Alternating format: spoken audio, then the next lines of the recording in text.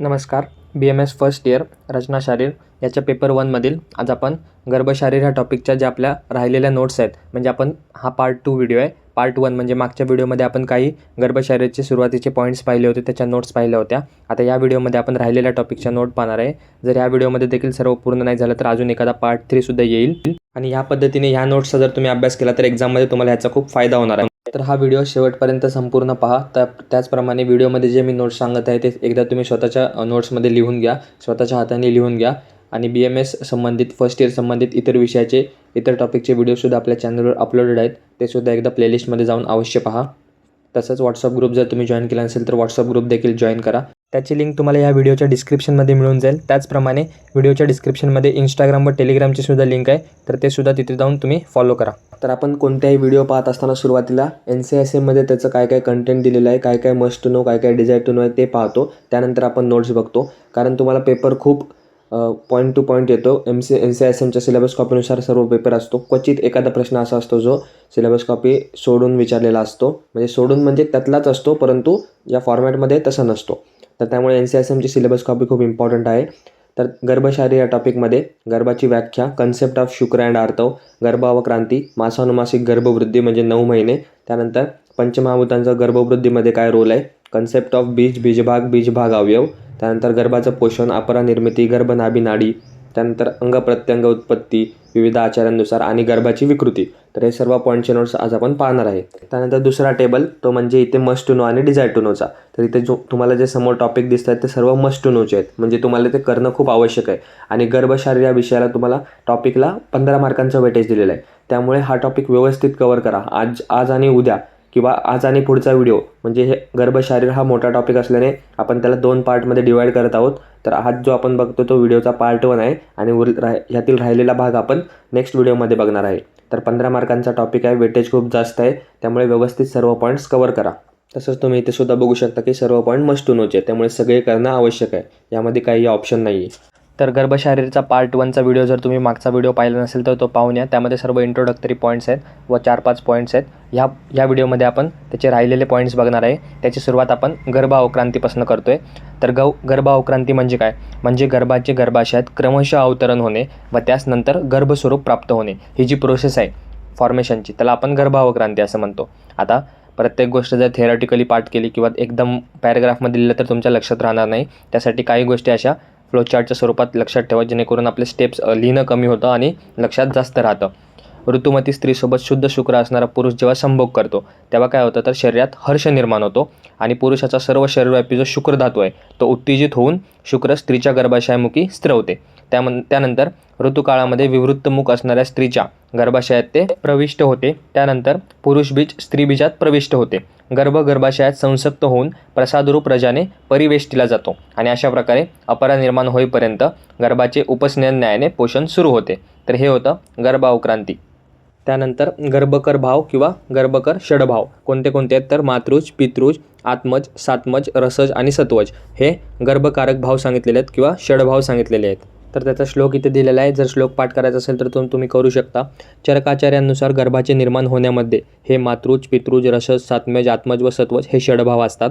परंतु शिष्य भारद्वाज यांनी यावर आक्षेप घेतला आहे व म्हणाले, आई, बाप, आत्मा, सवयी, आहार हे गर्भाच्या उत्पत्तीस कारणीभूत असतात, हे म्हणणे योग्य नाही.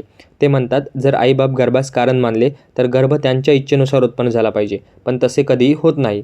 त्यानंतर परंतु आचार्य चरक यांच्या शंकेचे स्पष्टीकरण देत म्हणतात की त्यांनी सांगितलेले 6 कारण वेगवेगळे गृहीत न धरता त्या सर्वांच्या समुदायानेच गर्भोत्पत्ती होत असते असे समजावे. अशा प्रकारे आचार्य चरकांनी त्यांची शंका दूर केली. तर या षडभावावर तुम्हाला SAQ क्वचितच विचारण्याचे चान्सेस आहेत. असं तुम्हाला कोणी विचारणार नाही की मातृज भाव लिहा, कारण त्यामध्ये लिहिण्यासारखं जास्त कंटेंट नाही आहे. जरी तुम्हाला विचारलं तर ते MCQमध्ये त्याची संख्या वगैरे विचारू शकतात किंवा हा भाव आहे नाही तसं विचारू शकतात. त्यासाठी तुम्ही हे मातृज, पितृज जे 6 भाव आहेत त्यांच्यामध्ये जे दिलेले आहेत ते नावं तुम्ही पाठ करा किंवा लक्षात ठेवा. कमीत कमी त्यांची संख्या लक्षात ठेवा. मातृज भाव 20, पितृज भाव 10, त्यानंतर आत्मज 22, सात्मज 8, रसज भाव 6 आणि सत्वज भाव 18. कमीत कमी तुम्ही त्यांची संख्या लक्षात ठेवा, जेणेकरून MCQमध्ये विचारलं तर तुम्हाला ते आन्सर आलं पाहिजे. त्यानंतर आता पुढचा पॉईंट मेन आहे, गर्भसंभोग सामग्री किंवा गर्भवृद्धिकर भाव. आता ह्याच्यावर तुम्हाला डायरेक्ट प्रिव्हियस इयरला सुद्धा विचारला गेलेला आहे, LAQ येतो किंवा जर विचारलं तर SAQ सुद्धा विचारू शकतात, परंतु जास्त चान्सेस आहेत LAQचे. त्यामुळे हा व्यवस्थित तुम्ही प्रॅक्टिस करा क्वेश्चन, आणि सोबतच जो मासानी मासूक वृद्धीचा प्रश्न आहे तो एक LAQसाठी येतो. तर हे 2 प्रश्न ह्यामधून खूप इम्पॉर्टंट आहेत LAQच्या दृष्टीने. आणि इतर जे गर्भनाभी नाडी किंवा मग अपरानिर्माण, गर्भावक्रांती हे SAQ सारखे टॉपिक्स आहेत. तर मी तुम्हाला ज्या गोष्टी सांगतो त्या तुम्ही लक्षपूर्वक ऐका, त्या पालन करा, त्याचा तुम्हाला नक्कीच युनिव्हर्सिटी एक्झाममध्ये फायदा होणार आहे. तर गर्भवृद्धिकर भाव म्हणजे काय, तर गर्भ निर्माण होण्यासाठी अत्यंत आवश्यक असणाऱ्या ज्या गोष्टी आहेत त्या पुढील प्रमाणे आहेत. हा श्लोक तुम्ही मस्ट इम्पॉर्टंट आहे, करून टाका पाठ. ध्रुवम चतुर्णाम सानिध्यात गर्भस्यादविधीपूर्वक ऋतुक्षेत्रांबू बीजानाम सामग्र्याद अंकुरो यथा. हा सुश्रुत शारीरस्थानमधला श्लोक आहे. हा पूर्ण पाठ करून टाका, खूप इम्पॉर्टंट श्लोक आहे. तर त्याचं एक्सप्लेनेशन पहा.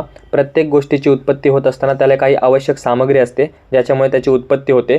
तसंच गर्भाची उत्पत्ती अर्थात निर्मिती करणारे भाव म्हणजेच गर्भसंभव सामग्री किंवा गर्भोत्पादक भाव, असं त्याचं सिम्पल एक्सप्लेनेशन आहे. त्याच्यानंतर अनुकूल ऋतू, जमीन, पाणी व बीज या सामग्रीमुळे जसं वृक्षाचा अंकुर उत्पन्न होतो, म्हणजे ह्या गोष्टींमध्ये मुळे जसं एखादा वृक्ष आपण बीज टाकलं त्याचं वृक्ष होतं, त्याचप्रमाणे स्त्रीचा ऋतुकाल, शुद्ध गर्भाशय, उत्तम गर्भपोषक रसधातू आणि बीज हे 4 भाव एकत्रित आले असता गर्भाची उत्पत्ती होते. तर LAQ लिहित असताना तुम्हाला सुरुवातीला हा पॉईंट लिहून, श्लोक लिहून, त्याचा अर्थ लिहून, नंतर मग जे 4 भाव आहेत ते तुम्हाला डिटेलमध्ये एक्सप्लेन करायचे. तर त्यापैकी पहिला आहे ऋतू. त्याचा श्लोक आहे ऋतुर अंगानाया रज समया, ढलनांचा श्लोक आहे. आता त्याचं एक्सप्लेनेशन. गर्भधारणाच्या योग्य काळास ऋतू असे म्हणतात, यालाच ऋतुकाळही म्हटले आहे. ऋतुकाळात प्रत्येक महिन्याला स्त्रीच्या शरीरात आर्तवाची उत्पत्ती होते. ऋतुकाळ हा स्त्रीच्या 12व्या वर्षापासून सुरू होतो व वृद्धावस्थेत शरीर शिथिल होत असल्याने 50व्या वर्षी संपतो, म्हणजे 12 वर्षापासून 50 वर्षापर्यंत. ऋतुकाल हा 12 दिवसांचा असतो. याची गणना रजस्रावाच्या 4थ्या दिवसापासून होते. मासिक पाळीनंतरचा 6वा ते 16वा दिवस म्हणजे ऋतुकाळ मानला जातो. त्यानंतर आधुनिक शास्त्रानुसार यालाच आपण ओव्युलेशन टाईम असे म्हटले जाते. या दिवसात स्त्रीबीज परिपक्व होऊन ग्रंथीतून बाहेर टाकले जाते, म्हणून हा कालावधी गर्भधारणेसाठी उत्तम मानला जातो. तर हे सर्व कंटेंट तुम्ही ऋतूमध्ये लिहायचे. त्यानंतर दुसरं आहे क्षेत्र. क्षेत्रम गर्भाशय. ज्या ठिकाणी गर्भाची उत्पत्ती होते त्या अवयवाला क्षेत्र असे म्हटले आहे. जसे गर्भाशय, बीजवाहिनी, डिंबग्रंथी व योनी या सर्वांना क्षेत्र असे म्हणता येईल. पण गर्भोत्पत्तीसाठी हे सर्व अवयव प्राकृत स्थितीत असणे आवश्यक आहे. त्यामध्ये पहिलं गर्भाशय म्हणजे युटेरस. मांसपेशींनी युक्त पोकळ अवयव आहे, रोहित मत्स्याकृती, आणि त्याचं कार्य काय आहे, गर्भधारण, गर्भपोषण आणि गर्भनिष्क्रमण. तर आता तुम्हाला एक आयडिया आली असेल की जर तुम्हाला गर्भसंभव सामग्री आली तर सुरुवातीला श्लोक लिहायचा, त्याचा अर्थ लिहायचा, त्याच्यानंतर 4 सामग्रींची नावं लिहायची, ऋतू, क्षेत्र, अंबू, बीज. त्यानंतर ऋतूमध्ये त्याचं एक्सप्लेनेशन लिहायचं. त्यानंतर क्षेत्रामध्ये त्याचं एक्सप्लेनेशन, त्याचे कोणते 4 ऑर्गन्स आहेत ते लिहायचे. तसंच अंबूमध्ये कंटेंट आणि बीजमध्ये. अशा प्रकारे तुमचा LAQ रायटिंग फॉर्मॅट असला पाहिजे. हे सर्व पॉईंट्स त्यामध्ये आले पाहिजे. श्लोक आला तर तुम्हाला अजून स्कोरिंगसाठी वेल अँड गुड. तर ह्या गोष्टी असतात ज्या तुम्हाला नोट्स बघितल्यानंतर समजतं. त्यानंतर बीजवाहिनी. गर्भाच्या दोन्ही बाजूंनी असणाऱ्या मांसनिर्मित नलिका म्हणजे बीजवाहिनी, फॅलोपियन ट्यूब्स. डिंबग्रंथीत निर्माण झालेल्या पक्व बीजाला या नलिकेतून गर्भाशयात आणले जाते. यात स्त्री बीज व पुरुष बीज यांचा संयोग होतो. त्यानंतर नेक्स्ट डिंबग्रंथी म्हणजेच ओव्हरी. गर्भाशयाच्या दोन्ही बाजूस अंडाकार ग्रंथी असतात. स्त्री वयात आल्यावर दर महिन्याला एक पक्व स्त्रीबीज या ग्रंथीतून बाहेर पडते. या पक्व स्त्रीबीजाचा पुरुष बीजाशी संयोग आला असता गर्भोत्पत्ती होते. त्यानंतर 4था ऑर्गन आहे योनी म्हणजे वजायना. गर्भाशयाच्या ग्रीवेचे बाह्यमुख योनीत उघडते. पुरुष जननेंद्रियातून उत्सर्जित झालेले जे शुक्र धारण करण्याचे कर्म योनी करत असते. योनी मार्ग हा प्राकृत व निरोगी असणे आवश्यक आहे. तसेच वरील सर्वच अवयव प्राकृत स्थितीत असणे आवश्यक आहे व उत्तम गर्भोत्पत्ती होते.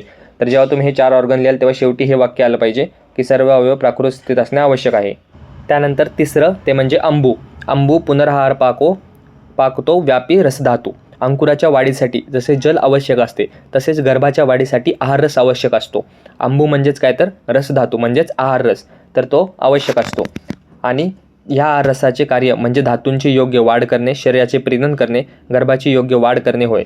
गर्भाशयात आल्यानंतर त्याचे पोषण हे मातेच्या आहाररसापासूनच होत असते.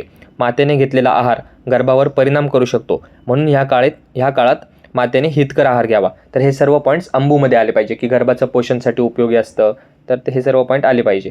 त्यानंतर बीज. बीजम स्त्री पुंसर्यो आर्तवम शुक्रे. बीज कोणते आहेत तर शुक्र आणि आर्तव. गर्भोत्पत्तीसाठी पुरुष बीज म्हणजे शुक्र व स्त्री बीज म्हणजे आर्तव यांची आवश्यकता असते. स्वस्थ विकाररहित पुरुष बीज व स्त्री बीज असावे. कसे असावे तर स्वस्थ आणि विकाररहित.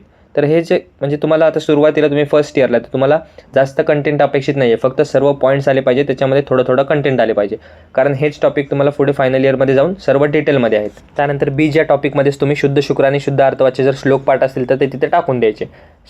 शुद्ध शुक्राचे काय, स्फटिकाभम द्रवम स्निग्धम मधुरम मधुगंधिच्च शुक्रमिंचिते केचेतु तैलशोधुर निभम तथा.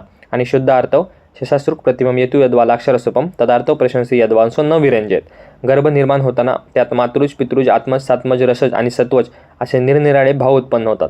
या प्रत्येक भावापासून अंग प्रत्यंगाची निर्मिती होत असते. तर हे होते गर्भवृद्धिकर भाव. तर तुम्हाला जर SAQ किंवा LAQ विचारला तर ध्रुवम चतुर्णाच्या श्लोकपासून ते शुद्ध शुक्र आणि शुद्ध अर्थवच्या श्लोकपर्यंत तुम्ही एवढा मॅटर लिहिला पाहिजे, तर तुम्हाला जास्तीत जास्त मॅक्झिमम मार्क्स मिळून जातील. तर या व्हिडिओमध्ये आपण गर्भ अवक्रांती, त्यानंतर गर्भकर षडभाव आणि गर्भसंभव सामग्री या टॉपिकच्या नोट्स पाहिलेल्या आहेत. जर आपण बाकीचे देखील टॉपिक्स याच व्हिडिओमध्ये पाहिले तर व्हिडिओ खूप लांब होईल, जास्त लेंथ होईल आणि तुम्हाला ते एकत्रितमध्ये लिहायलासुद्धा अवघड जाईल. तर त्यासाठी आपण राहिलेले जे 3 ते 4 पॉईंट आहेत ते नेक्स्ट व्हिडिओमध्ये पाहणार आहे. गर्भशारीर हा मोठा टॉपिक आहे, 15 मार्कांचा त्याला वेटेज आहे, त्यामुळे आपला टॉपिक हा 3 पार्टमध्ये डिवाइड केलेला आहे. त्याचा मागचा पार्ट जर तुम्ही बघितला नसेल तर अवश्य बघा, हा त्याचा सेकंड पार्ट आहे आणि लवकरच त्याचा थर्ड पार्टसुद्धा अपलोड होईल. थर्ड पार्टमध्ये आपण राहिलेले सर्व पॉईंट्स कव्हर करून गर्भशारीर हा टॉपिक संपवणार आहे. तर हा जर व्हिडिओ तुम्हाला आवडला असेल तर व्हिडिओला लाईक करा, चॅनलला सबस्क्राईब करा, तुमच्या इतर मित्रांमध्ये लवकरात लवकर शेअर करा. तुम्ही जर WhatsApp group, Telegram channel join केलं नसेल तर ते सुद्धा जॉईन करा, लिंक डिस्क्रिप्शनमध्ये आहे. आपण भेटूया पुन्हा असंच एका नवीन व्हिडिओमध्ये ह्याच्याच पुढच्या टॉपिकमध्ये. धन्यवाद. So guys, subscribe Ayurveda Essence for more such videos. You will get all handwritten notes here.